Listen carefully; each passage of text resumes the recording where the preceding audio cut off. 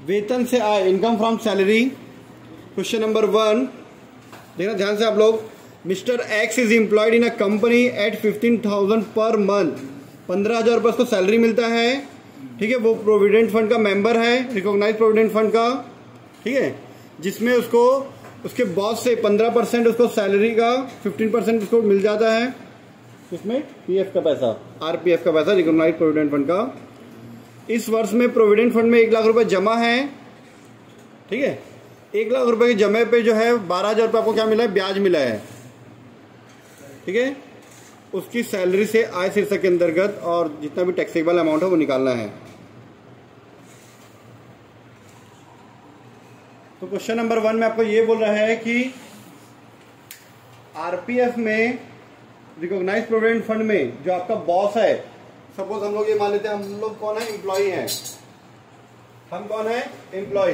हमारा बॉस हमारे लिए, हमारे पीएफ में, रिकॉग्नाइज प्रोविडेंट फंड में 2 टाइप का होता है, एक होता है अनरिकॉग्नाइज और दूसरा होता है रिकॉग्नाइज। तो रिकॉग्नाइज प्रोविडेंट फंड में, मान्यता भविष्य निधि में, है ना, मान्यता प्राप्त भविष्य निधि में हमारा बॉस हमारे लिए पैसा जमा कर रहा है, हम भी अपना पैसा जमा करते हैं, साथ में बॉस भी करता है, ठीक है।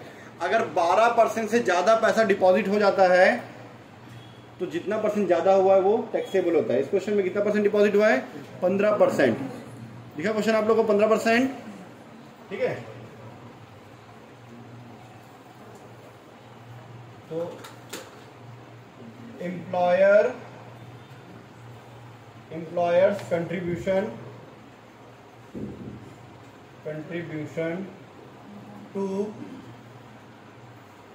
recognized provident fund in excess of 12% of salary। 12% से जितना ज्यादा होगा वो टैक्सेबल है, ठीक है। उसकी सैलरी कितनी है, वर्किंग नोट सैलरी इसकी है 15,000 रुपये पर मंथ। तो 15,000 इंटू 12 करेंगे तो 1,80,000 रुपये उसकी सैलरी है, ठीक है। तो 1,80,000 का 3% निकाल दो आप। टोटल उसने 15% डिपॉजिट किया, 12% से कितना ज्यादा, 3%, 5,400 रुपए, करेक्ट, ठीक है। उसके बाद, ठीक है, इंटरेस्ट ऑन आरपीएफ में जो डिपॉजिट है उसका इंटरेस्ट कितना मिला आपको, 12,000 मिला है।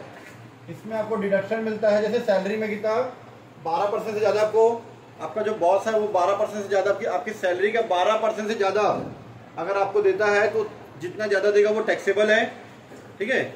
वैसे इंटरेस्ट आपको 9.5% तक मिलता है तो एग्जेम्प्ट है, उससे ज्यादा मिला है तो टैक्सेबल है, ठीक है। तो 9.5% ऑफ 1 लाख रुपये डिपॉजिट है, देखो, है ना। उसके अकाउंट में कितना भी 1 लाख रुपए डिपॉजिट है, पीएफ अकाउंट में कितना है, 1 लाख रुपए।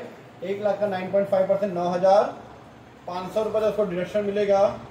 तो 12,000 में 9,500 का मैं माइनस कर दूं तो कितना आएगा, 2,500, ये टैक्सेबल हो जाएगा। और उसको मैं ऐड कर दूं तो मेरा आंसर आ जाएगा 7,900 रुपए। ये सिर्फ पीएफ के बारे में जानकारी मिली है। पहले क्वेश्चन में आपको पीएफ के बारे में जानकारी मिला है कि आपको कितना परसेंट का छूट मिलता है एम्प्लॉयर के कंट्रीब्यूशन का, आपका जो बॉस दिया है आपकी सैलरी का कितना परसेंट तक डिडक्शन मिलता है वो। दूसरा इंटरेस्ट के बारे में, इंटरेस्ट कितना है, 9.5%। ये हो गया हमारा क्वेश्चन नंबर 1 कंप्लीट। चलिए अब हम लोग उसके बाद देखते हैं question number 2, compute the amount of the house rent allowance. इस बार इस क्वेश्चन में क्या है, हाउस रेंट अलाउंस के बारे में है। Which shall be included in the income under the head of salary in each of the following cases. A B C 3 case है ना। तो पहले ए बताता आपको। ए पॉइंट में है बेसिक पे 20,000 पर मंथ, डियरनेस पे 10% ऑफ बेसिक पे, commission based on fix percentage of turnover 1,20,000 आपको कमीशन मिला है जो कि फिक्स परसेंटेज के बेस पे है, ठीक है।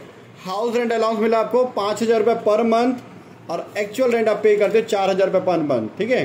क्या होता है, जैसे मान के चलो हम रायपुर शहर में रहते हैं, हम यहाँ से दुर्ग गए, बिलासपुर गए, हमारा बॉस हमको बोलता है कि भाई आप आ जाओ, आपके रहने वहने का खर्चा भी मैं दे दूंगा, ठीक है, आपको हाउस रेंट अलाउंस दिया 5,000 रुपये पर मंथ, आप चाह रहे 4,000 रुपये पर मंथ में रहो, चाहे 2,000 पर मंथ में रहो, चाहे 10,000 पर मंथ में रहो, आपको वो अपने हिसाब से 5,000 पर मंथ दे देता है। ठीक है, चलिए इसके बाद हम लोग सॉल्व करते हैं। तो क्वेश्चन नंबर 2 हम लोग सॉल्व करते हैं। सबसे पहली बात आप लोगों को मैं कुछ रूल बताता हूँ हाउस रेंट अलाउंस के बारे में ना।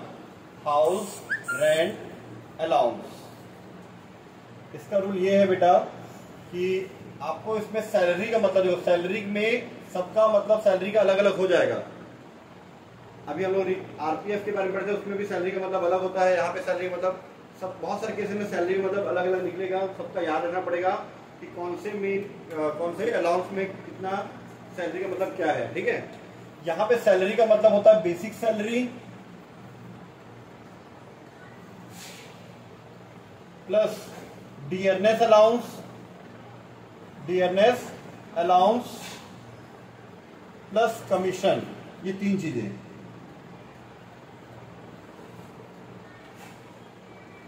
बेसिक सैलरी, डियरनेस अलाउंस और कमीशन। ठीक है।